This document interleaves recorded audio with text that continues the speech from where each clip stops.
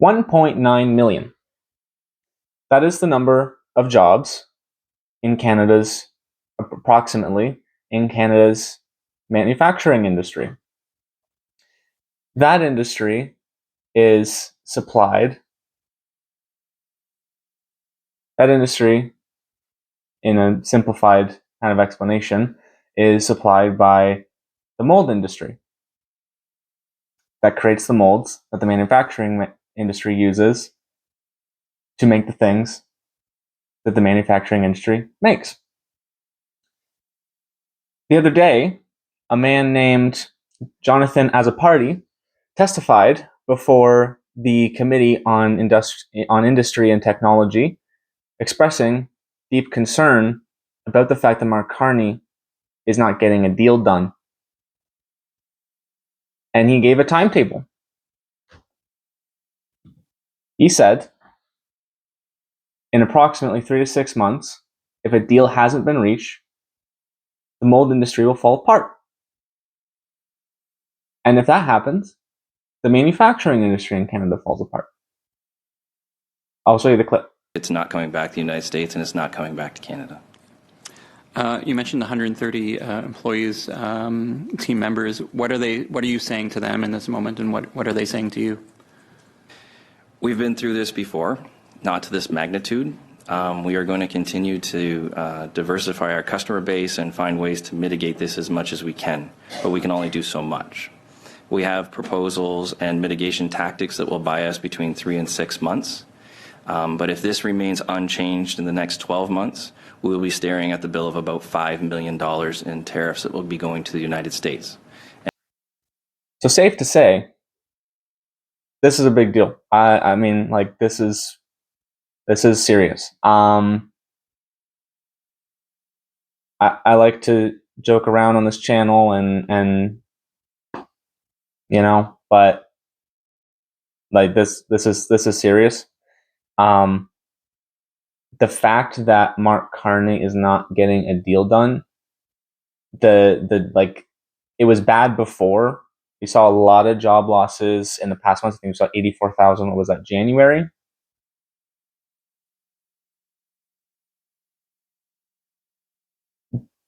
But he's making a very clear point that at the current trajectory, things are going to get much, much more dangerous. And this game only gets more dangerous the longer Mark Carney decides to play it. Mr. Chair, and thanks so much to the committee for having this very, very important emergency discussion here today. I will start with Mr. Azzopardi, through you, Mr. Chair, to Mr. Azzopardi.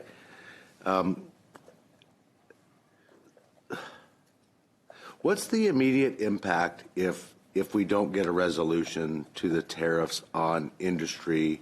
And I don't even want to talk about regionally. I'm talking about Canadian industry. What's the immediate impact? How quickly are companies going to close? How many jobs we're going to lose? What's the fear factor on that front, sir? It's a twofold question. The first impact is what we're feeling immediately, which is any product that we have on our shop floor that we would have already received contracts for, it's not quoted, or nor does it have any provisions for this 10%. We're hoping that it's 10%. It could be 15%, and because of the ambiguity, it might be 50%. There's no industry in Canada that could sustain that type of that hit to the bottom line. Most manufacturers operate at single-digit net profits, so anything greater than 5% is going to make them unprofitable.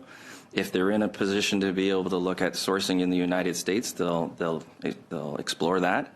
The small to medium-sized businesses will not. They will just close. At the end of this, you will likely see that an industry will shrink or leave Canada quite quickly, because there's really no incentive at that point to stay in Canada. Okay. Well, thank you, Mr. Azzopardi, and back through the chair, back to yourself, sir. So you had mentioned in your opening remarks about potential support programs. Are those support programs for 3 months? Are they for 6 months? Are they for a year? I'm just wondering, how do we save industry today so we don't lose it? Because I believe that once industry is gone, it's gone for good. It's gone forever. Can you please expand on the comments that you had made earlier on in your initial remarks? MP Lewis, you're absolutely right. When industry leaves, it doesn't come back. We've already seen that in the automotive industry. Once these plants close, they very rarely reopen. So the idea that you're going to be able to, change the minds of these companies once they move, that's likely not going to happen because it's too expensive for us to move industry, especially what we do, which is very highly technical, specialized machines.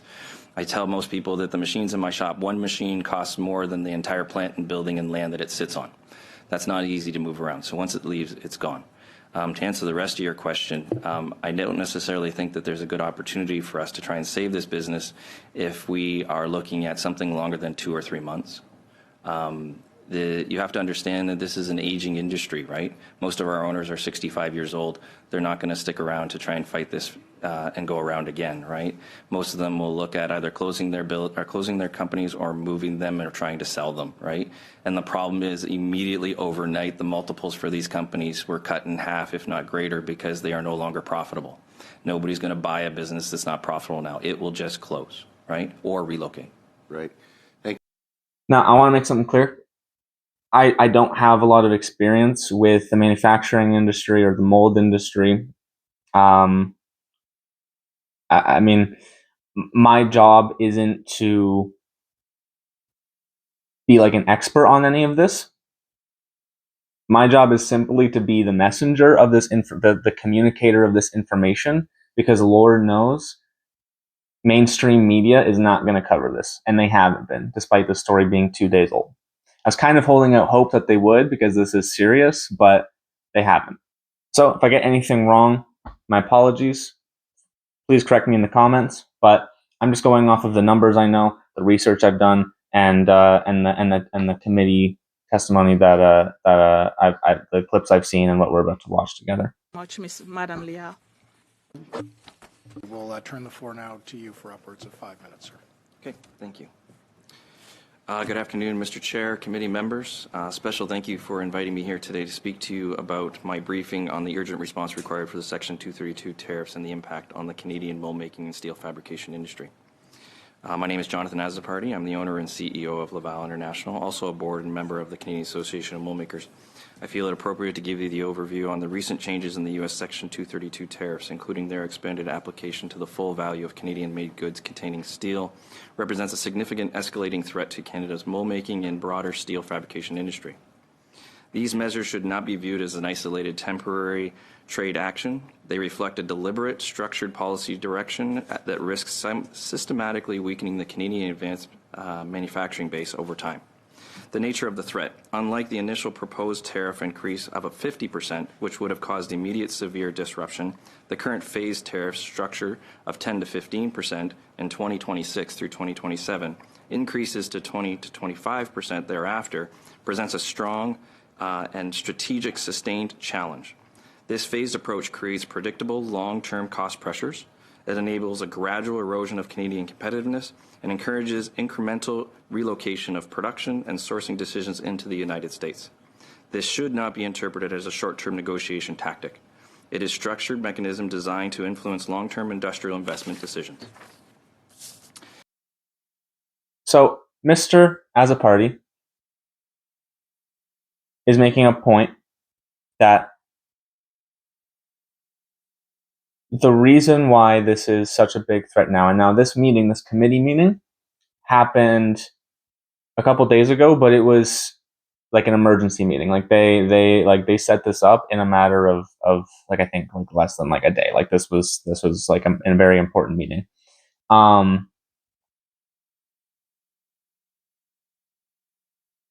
What he is saying here, and this is important to mention, that the reason that this is more critical now is because the U.S. recently changed their tariff policy to like basically completely apply it to the entirety of Canadian-made goods.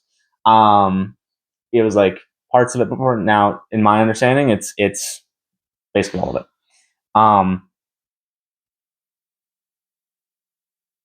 Now, this is a result of two things.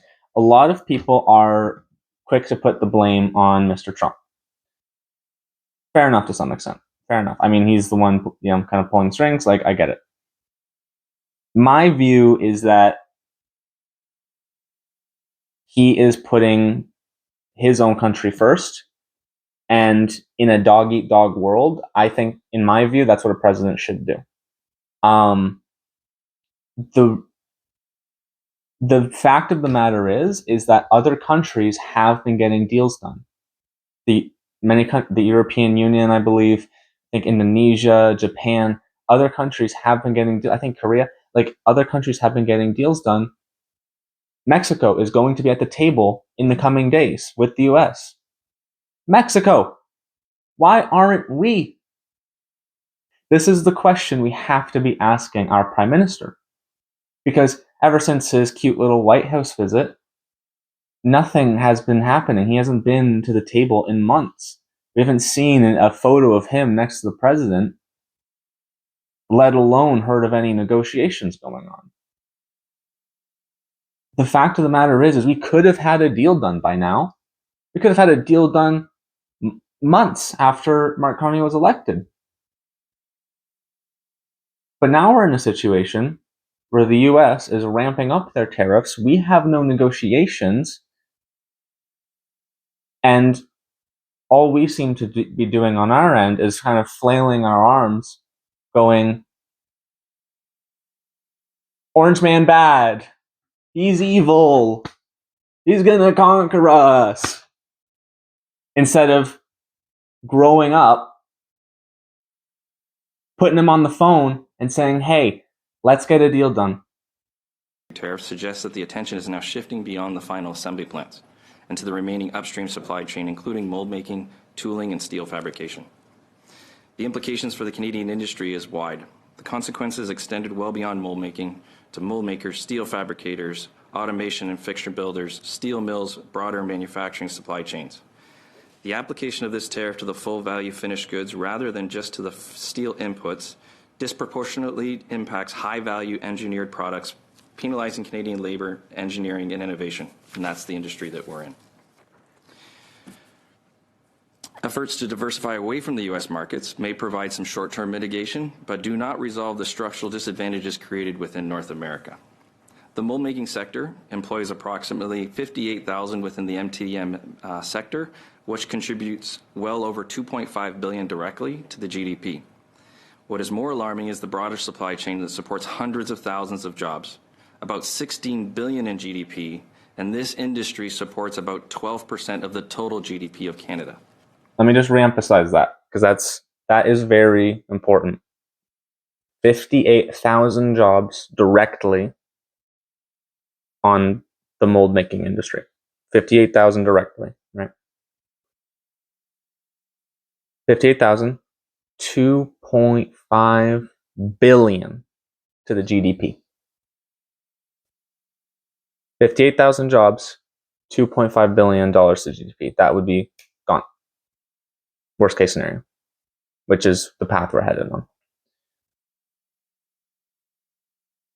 What's scarier is like I said, that industry supports essentially the vast majority, if not pretty much all, of the manufacturing industry, like the vast majority of it, which makes up approximately 2 million jobs in Canada in one way or another. And then those jobs support jobs, and then those jobs support jobs, and it keeps going. There are ripple effects of this, people. And what we need to be asking the Prime Minister and his caucus is, where's the deal? Where is it? Can we at least have a plan? That'd be nice. Can we at least do a photo op? What? It's not good, but let's do something. It's been radio silence. It was, oh, elbows up, elbows up, elbows up, elbows up for months. And then they put out a couple stupid ads, got Trump all angry, and now it's radio silence.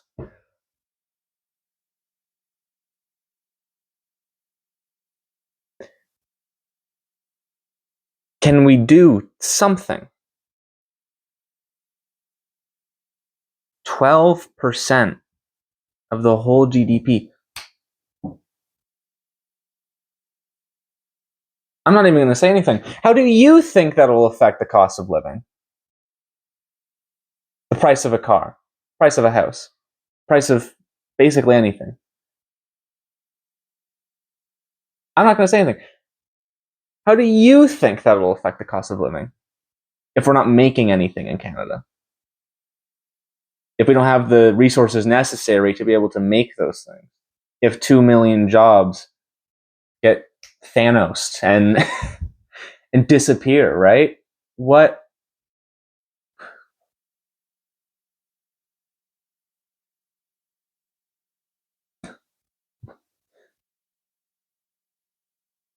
I have no words. 12% of the whole GDP. Like, let's just take a second.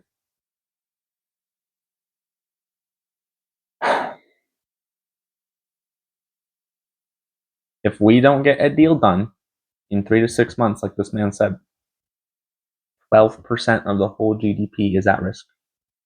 12%. Nearly 2 million jobs, and then some. So then Jonathan Azzopardi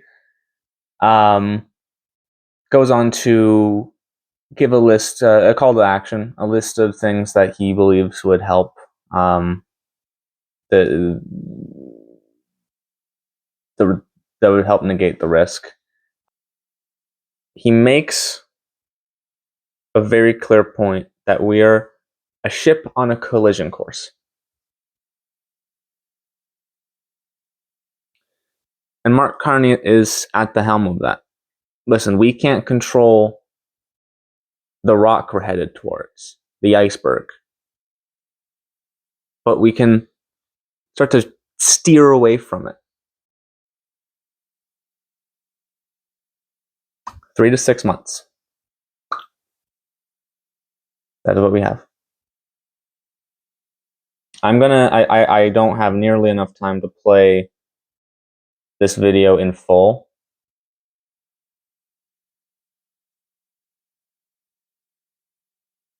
But I'm going to link it in the description. In fact, I'll save it right now so I can remember to link it. I'm gonna link in the description. Highly recommend, if you have the time, just take a look at it, because there's going to be stuff that I can't cover. Also going to recommend Northern Perspective did a video on this that I saw. It's kind of how I found out about this, because again, none of mainstream media even thinks about covering this stuff, unfortunately. So highly recommend that. I'm going to put a link to that in the description as well. He does a much better job at explaining it than I probably could. If you're watching this and you're as concerned as I am about this situation, I want to do kind of my own call to action here. If you're if you can, if you're in a position where you can if you're somehow in a position where you can directly influence government action, please do. However, if you're not and you're a citizen just like me, it's the best thing you can do is write to your MP, write to your senator. Sounds a little cliche, but it does help. Like, public pressure helps. I know the Conservatives, they put out a couple petitions. They put out a couple petitions for this stuff as well. If you go to their website, I believe that one of them might have been for this. Public pressure helps. If you reach out, don't be rude, but if you reach out to your local MP, let's say they're a Liberal, right? I live in a riding represented by a Liberal. What I could do is write to them, basically say, hey, urge Mark Carney to get a deal done, or I'm not going to vote for you. I mean, I'm not going to vote for him anyway, but hypothetically, right? And okay, if it was only you saying that, then okay, maybe wouldn't get a whole lot done. But if enough people do this, it has affected change in the past. It can affect change again. But in order to get enough people to do this, we need you. We need you. I would also highly recommend sharing this. This not my video. I don't care about that. Share this. Share this committee meeting. Go to Facebook. Go to Twitter. And I'm linking in the description. Just post this video. Just post clips. Post something if you can. Get the word out. Get the message out. Everybody can. We live in a day and age where every single one of you can have a voice. Use it for good. Use it for good. But there's hope. Keep the hope. That is, if you're not going to do anything else, keep the hope. And I am hopeful. God has his hand on this nation. Jesus is going to turn this around for us. Okay? I have hope. But just because we can know God's will on something doesn't negate our responsibility as people to affect change in the ways we want to. So I'm going to leave it at that. Hope everyone has a great day. Like and subscribe, and I'll see you in the next one. And if there's any updates, I'll keep you guys informed. All right. Bye, guys.